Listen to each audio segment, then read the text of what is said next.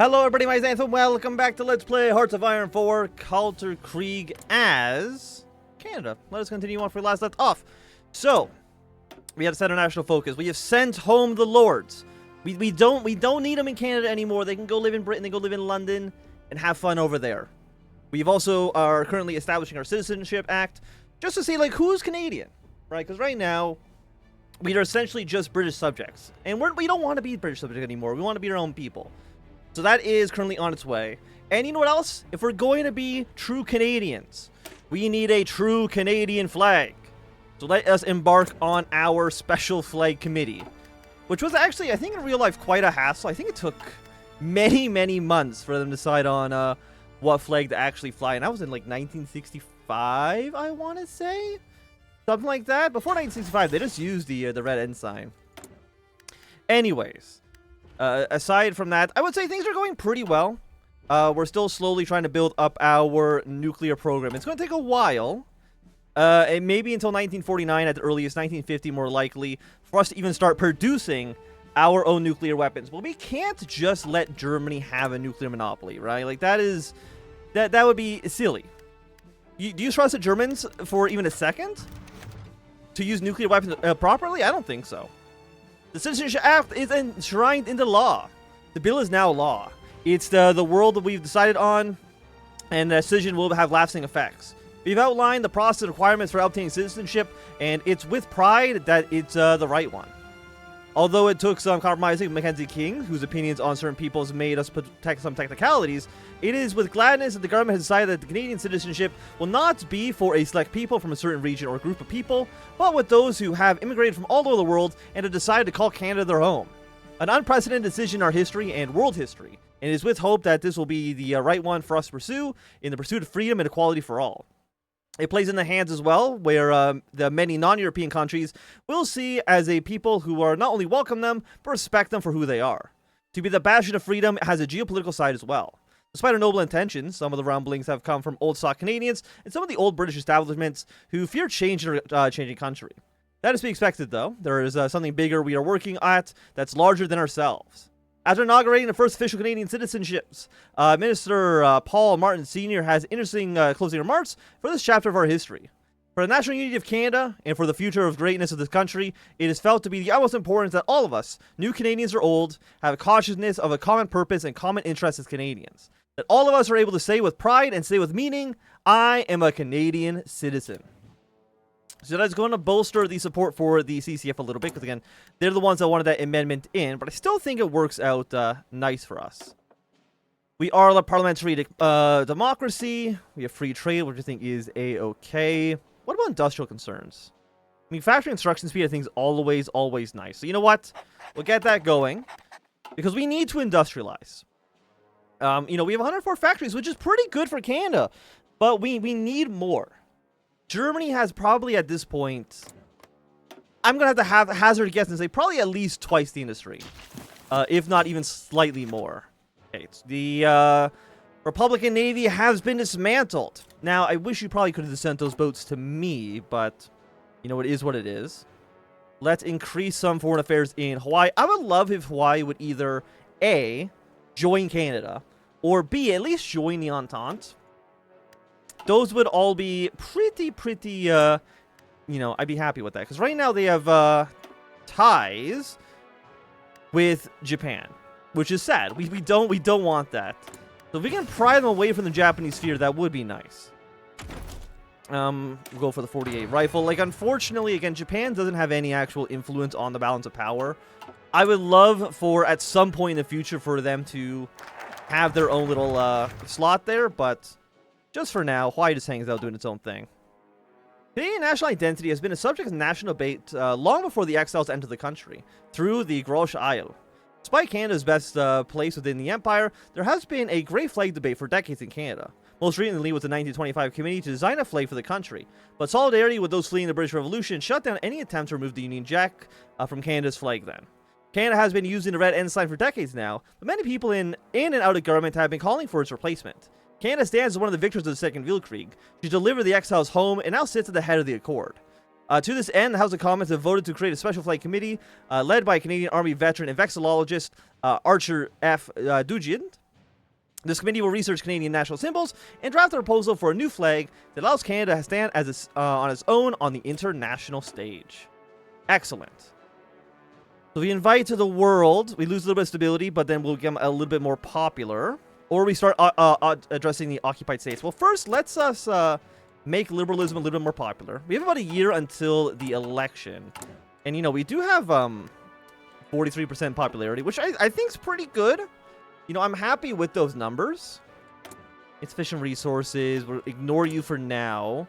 I understand we do want to import those resources to build our stuff, but we don't have that many factories. We're down to 16. Because, unfortunately, like, the military is really expensive. But at the same time, I need to maintain a strong military. It's kind of the balance there, right? Today, Parliament approved the Special Flag Committee request to extend the deadline to find a new flag by 6 weeks, as the committee failed to reach a consensus on a new flag last Monday. The 15-member committee of 7 Liberals, 6 Conservatives, and 2 minor party MPs were unable to reach a 2/3 majority vote, as the Conservatives and the Liberals failed to reach a consensus on a new potential design. As such, Parliament has been given a new deadline of 6 weeks for the committee to decide on a new flag, and has permitted the committee to allow for public entries. Canadians have been invited on the issue of a new flag, as it becomes apparent that one of the most emotionally packed problems of our time, with some people saying that it should have never been brought up. Despite a poll in 1946 showing that 70% of Canadians approved of a national flag different than any other. New polls show a much more divided country, with only 44% of Canadians supporting the proposed one-leaf Scotch Trudeau pendant, while 43% oppose. An unsympathetic audience jeered for Minister Lester Pearson in an address at the 8th Royal Canadian Legion Convention, after stating that today a flag designed around the maple leaf will symbolize and be a true reflection of a new Canada. Newly elected Conservative leader George A. Drew and controversial Liberal MP John Diefenbaker have condemned Pearson and the flag as triumphing over the spirit and thus not keeping with democracy. Lieutenant John Ross Matheson of the Association of the Native Sons of Canada defended the flag process, stating, "The world needs to know we are Canada, born and free again, independent of others." Colonel George Stanley of the Royal Canadian College warned that the process must avoid the use of national or racial symbols that are of a divisive nature, as to keep national unity. So it is going to be a little bit of a mess, which is not too surprising. I mean, again, in real life, the flag debate was also much more of a mess than you would otherwise expect for choosing a flag. But I mean, it's a big deal. Remember when they did the flag debate back in, I think it was New Zealand, and they couldn't choose one? They should have chosen the one with the Kiwi shooting lasers, but they didn't do that because New Zealand is a smelly country. Fist fights on Parliament Hill over the flag debate. The right flag debate took a violent turn yesterday, as fists were shared between two rival groups as demonstrators gathered on Parliament Hill to show support for and anger over proposed national flags. A 1,000-strong group gathered on the west side of the walkway, lobbying for proposed designs, while another group, equally large, saying "God Save the King," stood on the east side, waving the red ensign, the de facto flag of Canada. Divided by police barriers, the two bands faced each other, booing and making catcalls as Mounties walked slowly between the main walkway to the center block between the two groups. However, a crowd tension grew. Some zealous demonstrators jumped over the police barrier and began hurling fists at each other. More people from both factions joined in the fisticuffs before police intervened. It is unclear as to which faction was responsible for starting the fighting. The RCMP reported that they made 5 arrests from the fighting, while a dozen or so individuals were treated for minor injuries. Organizers from both sides have asked for calm, while Prime Minister William Lyon Mackenzie King warned MPs not to turn the debate into a partisan issue. When asked about the scuffle, lead proponent of flag change and Foreign Minister Lester Pearson commented, "Whatever the issue might be, we mustn't act against our fellow Canadians." The fight comes only 2 weeks before the Special Flag Committee must decide on the flag, according to the hard deadline set by Parliament. Canadians in English Canada remain bitterly divided on the existing proposed flag, while French Quebecers seem to be indifferent on the matter. It is unclear if the FC has made any progress at all. Now, I don't know if we actually get to choose, because, you know, every single picture in any single one of our focuses do always show the red, blue with the 3 leaves. So I'm going to guess that we probably don't. Otherwise, they may would have chosen like a more ambiguous symbol for the national focuses and stuff, and you know, also for our national spirits. Like it all seems to be really aligning towards this flag, and that's the flag, of course, that the AI had last time. So I'm just going to assume we don't actually get a choice. Let us address the occupied states. We get some political power, less consumer goods, which is nice. I mean, we're at 22%. which honestly is not so bad. Current progress rewards in other civilian factories now set to 0%. Very cool. Can you just have a stronger economy? Can Canadians please rally around the flag and then build a stupid amount of factories? Like, that's what I want.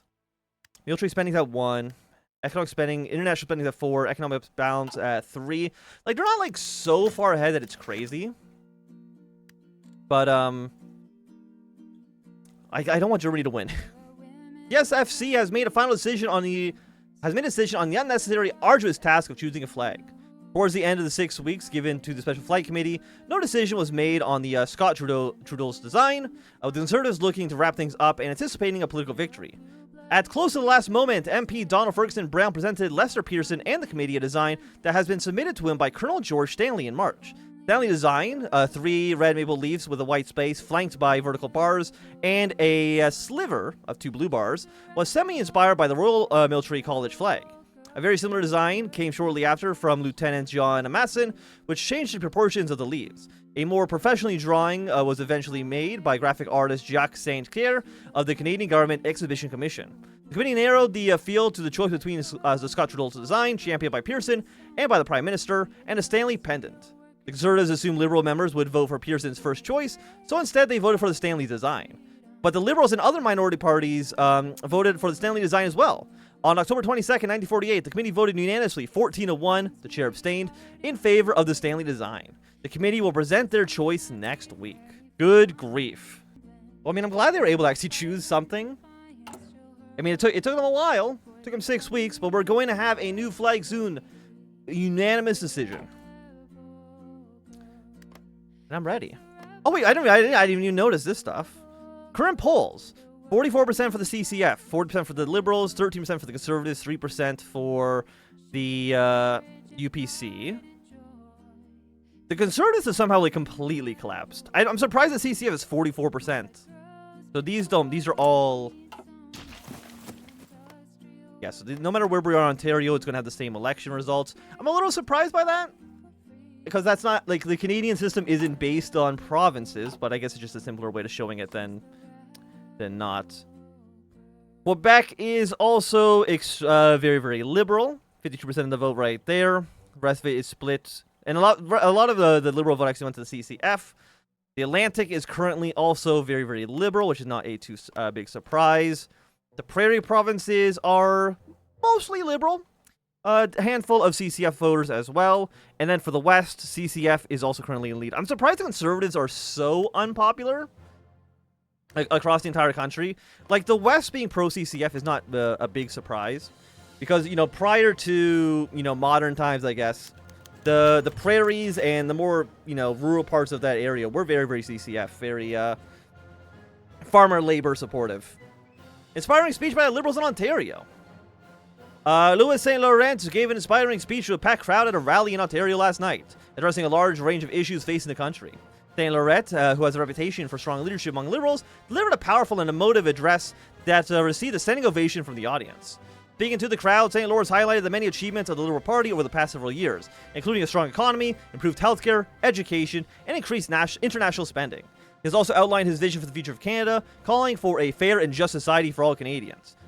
We must never stop fighting for a better future for our country, he said. We must never stop standing up for our values of liberalism and progress. And we must never stop working to build a Canada that is strong, united, and prosperous for all.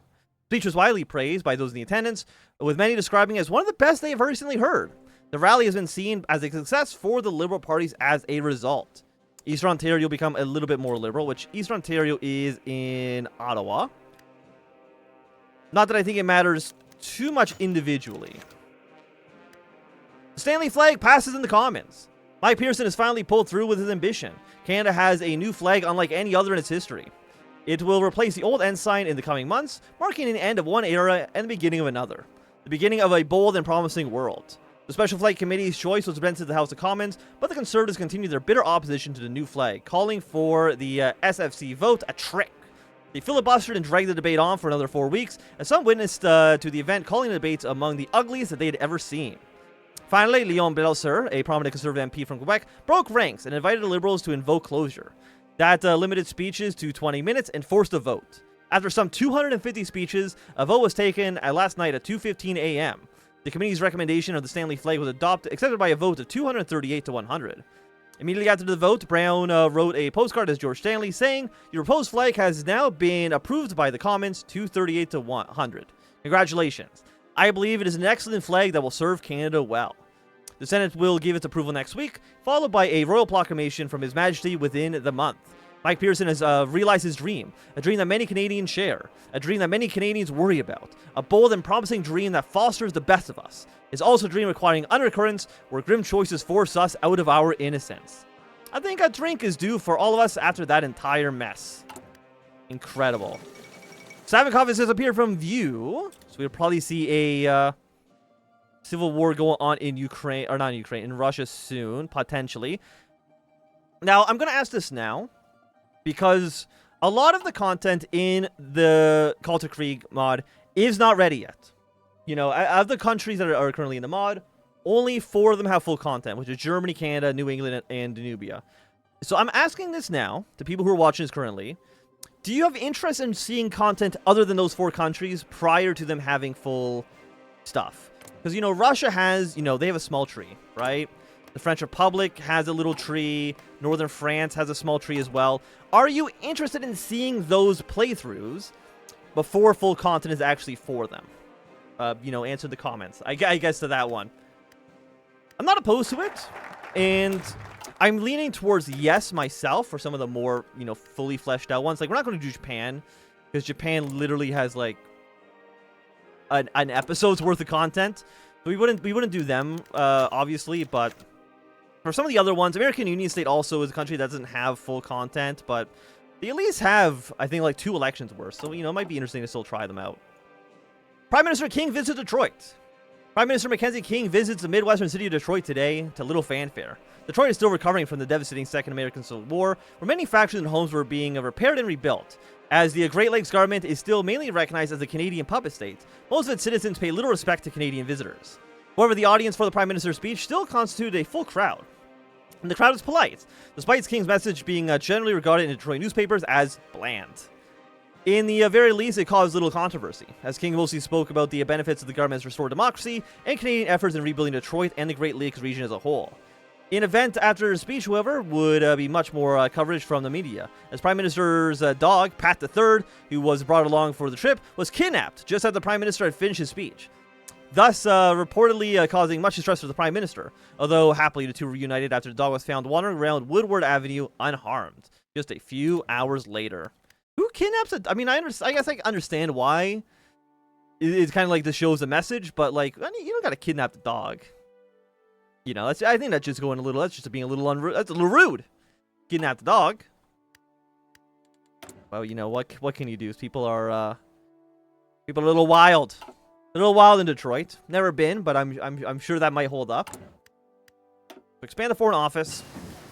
We can't get our way straight on to start Crown negotiations, but we do need to ratify the accord before we can literally do anything. Or, you know, until the 1948 election, but presumably we'll finish these 2 focuses before that can actually happen anyways. So research slot, what do we want? I mean, it's 1948, so you're a little too ahead of time, unfortunately. Coordination plus 1% would not be bad. Improved I mean, are we even building anti-tank? This is infantry anti-tank, not anti-tank like cannons. You know, we probably do want to upgrade our tanks. You know what? Again, we don't care about light tanks. Give me the 1st generation main battle tank. Our economy, or not our economy, our research definitely below Germany's. Germany definitely has a stronger military capacity than we do, unfortunately. Yeah, so then all of you guys will just deploy just here for now.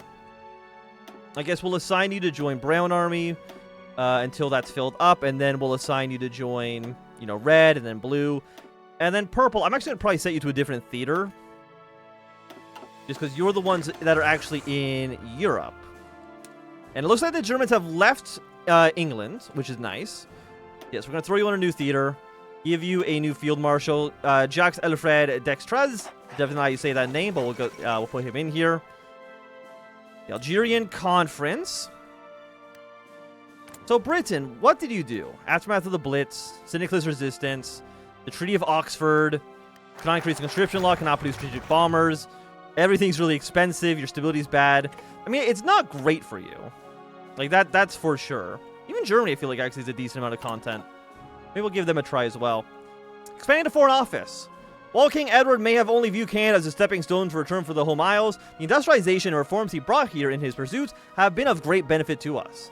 The Syndicalists have been destroyed, and all the spare resources pooled here in Canada have to go somewhere. Prime Minister King has decided to expand the Foreign Office and reopen Canada to the rest of the world. The only question remains on King's mind is how would Canada interact with the rest of the world? With the ruthless Germans already kicking down democracies across the world, the question cannot wait for long. Canada has two options. The aggressive route, where Canada does as she pleases to stop German authoritarianism from spreading, and a balanced approach to minimize world tension while still proactively advancing our agenda.